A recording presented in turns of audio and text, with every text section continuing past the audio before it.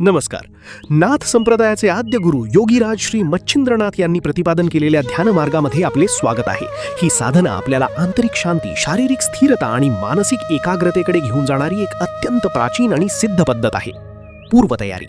साधनेला सुरुवात करण्यापूर्वी एका शांत आणि पवित्र जागेची निवड करा. जमिनीवर आसन टाकून सुखासनात किंवा पद्मासनात बसा. तुमची पाठ ताठ ठेवा, पण शरीरात कोणताही ताण नसावा.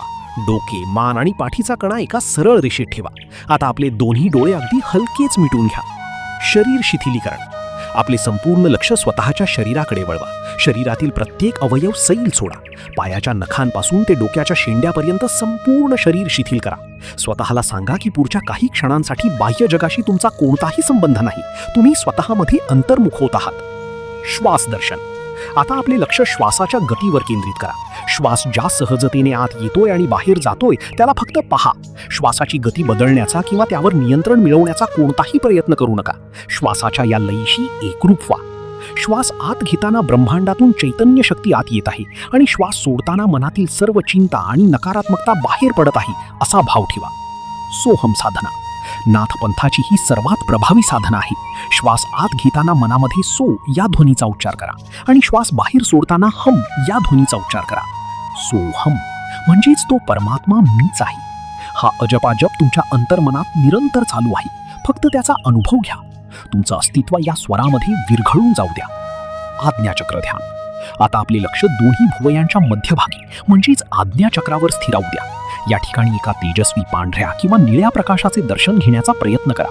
हा प्रकाश म्हणजे मच्छिंद्रनाथांची कृपा आणि मार्गदर्शनाचे प्रतीक आहे. या प्रकाशाच्या तेजात तुमचे मन स्थिर होत आहे.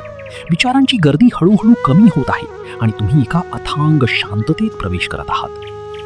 शून्यावस्था. विचार येत असतील तर येऊ द्या, पण त्यांच्या मागे जाऊ नका. विचारांचे साक्षीदार व्हा.